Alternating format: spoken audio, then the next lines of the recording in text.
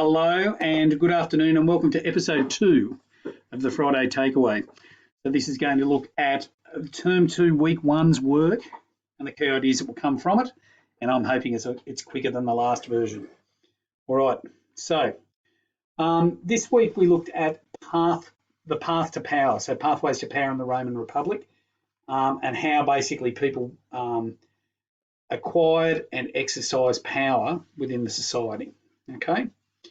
So, a couple of things just about the Roman moral code then. Ambition was respected and expected.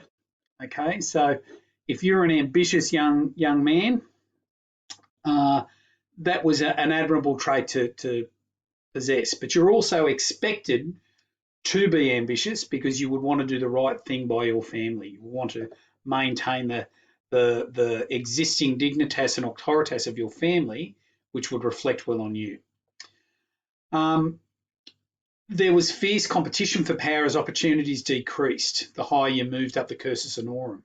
Because there were more quaestors at the bottom of the pile than there were consuls at the top of the pile, people got weeded out along the way. So it was more difficult and more challenging to obtain those high positions of authority. Okay. Remember that your goal as a good son of a Roman noble was to at least equal or then better the highest position of your ancestors. So if Daddy had been a consul, it was expected that you too would at least be a consul. If Daddy was a praetor, you had to match that, or Granddaddy or great-granddaddy was a praetor, you would need to match that, and if you could, exceed that by becoming consul. All right?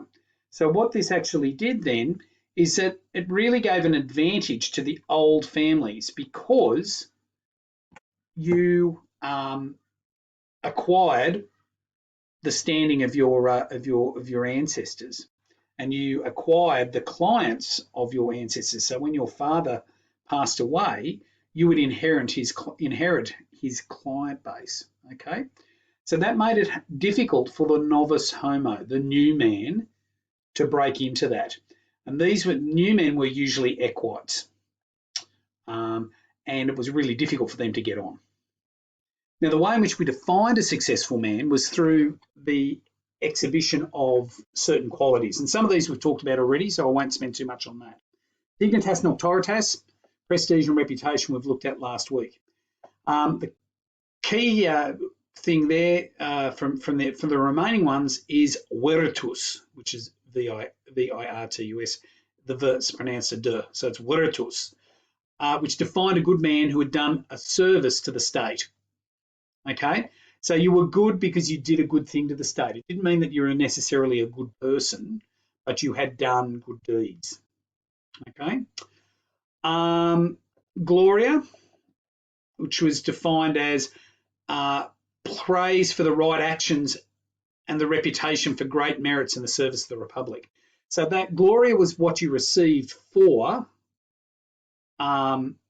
taking the opportunity to perform virtus. Okay?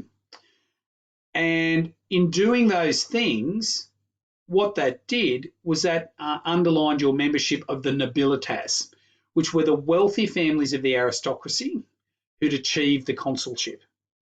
So once your family had achieved that, you acquired that status of nobilitas, and people from those families were known as nobiles.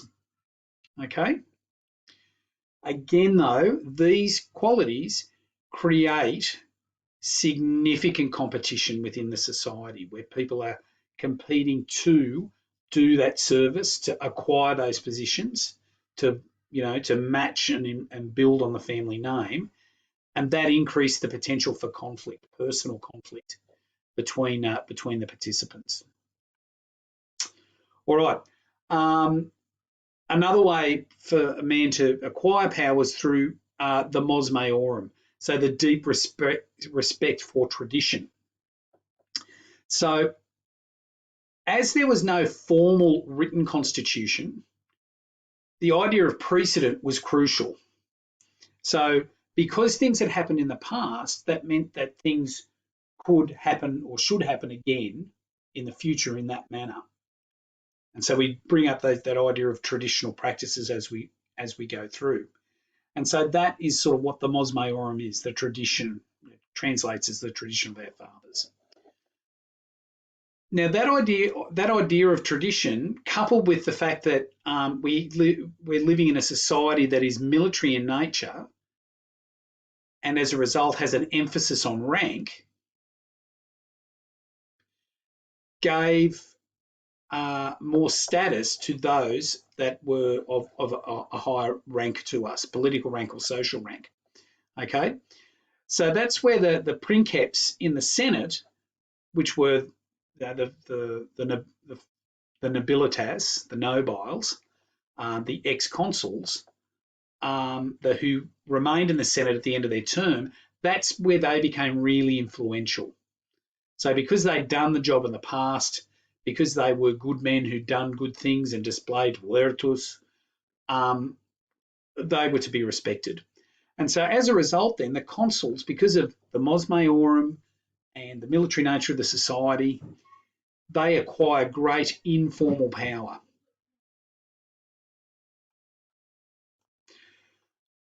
So what we've got here then to bring all this together is this is the product of these qualities and these concepts of power within the republic and within society. So whilst we've got those things going on, in a broader context, we've got Rome expanding its influence. So it's moved out of the peninsula. From about the 3rd century BC onwards, it starts expanding its influence outside of Italy. First into the Western Mediterranean, parts of Spain, Sardinia and Corsica and North Africa, and then to the east against Greece and Macedonia. And with that then came greater opportunities for money. Okay, and this is a quote from Sallust, who is a primary source for the period of Julius Caesar's reign, and he describes in his work, he sort of has a section that explains why all this happened. Okay, and he says the lust for money first, then for power grew upon them.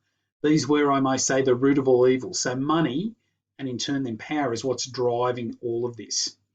Okay, he then goes on in the rest of the quote to really highlight and emphasise the way in which that damaged society. So where you had a society that was originally based on this concept of service to the community with a product of glory for yourself, that was just spun around for opportunities of exercising power for your own benefit rather than for the benefit of the state. So as Rome expanded in its influence in the era of the late Republic, wealth increased through conquest and trade, and ambitious men scrambled for power and opportunity. And that's the world that Julius Caesar functions in. And that's where we go to start looking at things next week. Thank you.